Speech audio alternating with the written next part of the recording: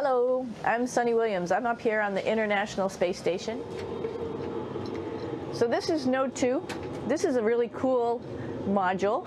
Of course, most of these modules you'll see they have 4 sides and they're put together. That way we could sort of work on a flat plane, either a wall, a floor, another wall, or the ceiling. But you know, again, all you have to do is turn yourself and your reference changes. The reason I'm bringing that up is because this is where 4 out of 6 of us sleep.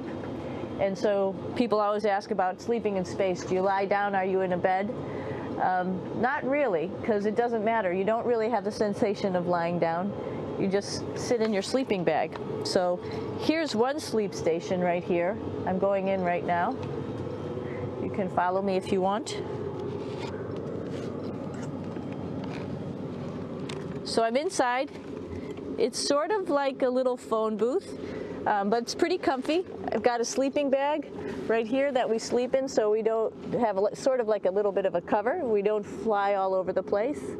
But you know, you can sleep in any orientation. I have it sleeping, feeling like I'm standing up right now, but like you saw, I'm on the floor. But it doesn't matter if I turn over and I sleep upside down. I can't have it, I don't have any sensation in my head that tells me that I'm upside down, so it really doesn't matter. The sleep station is also like a little office. We've got a computer in here. As you can see, we've got a couple little toys. I've got some books. I've got some clothes and other things that make it sort of like home. I'm coming out. And just for reference, that's one sleep station. This one's another. Right here. There's one on the ceiling, if you want to call it. Right here. And then there's a 4th on the other wall over here. So all of us sleep in a little bit of a circle. All right, come on back. There's more to show you.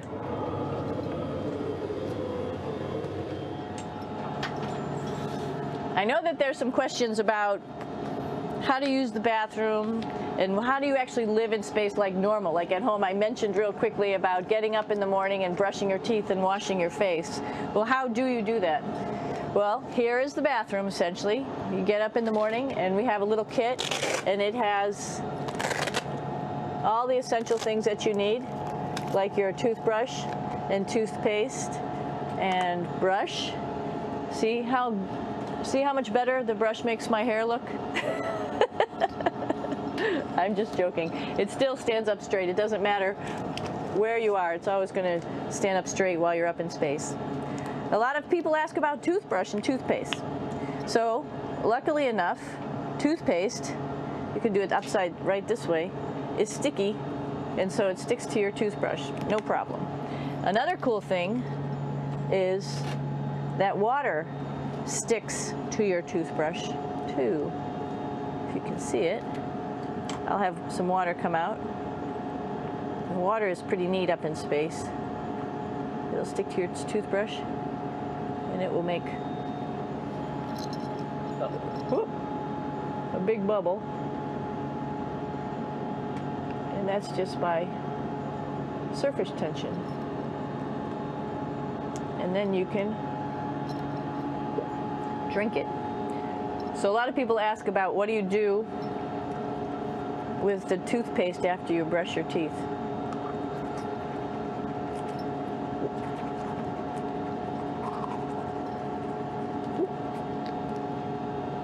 Two options.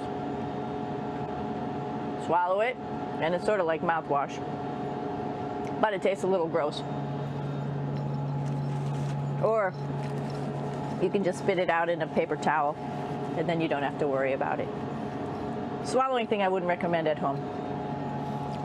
I'm only up here for 4 months, so it's not that bad.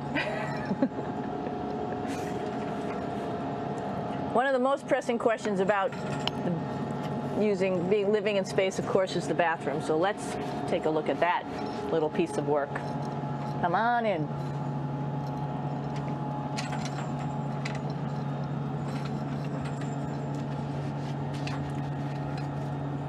Here we are at the throne. This is awesome. You might see the little You might have noticed the little moon on the outside. This is our orbital outhouse right here.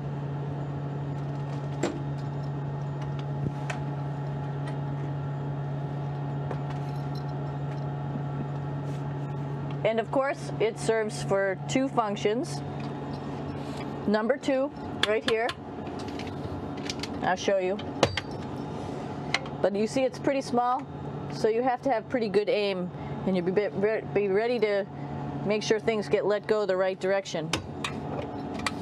And it smells a little bit, so I'm closing it up. And that's of course for number 2. And this guy right here is for number 1. So they're sort of 2 slightly separate functions, but you can do a little, essentially both, by hanging on right here and doing number 1 and number 2. I might add it's color coded, so you really don't get it mixed up, which is nice. This is yellows for number 1.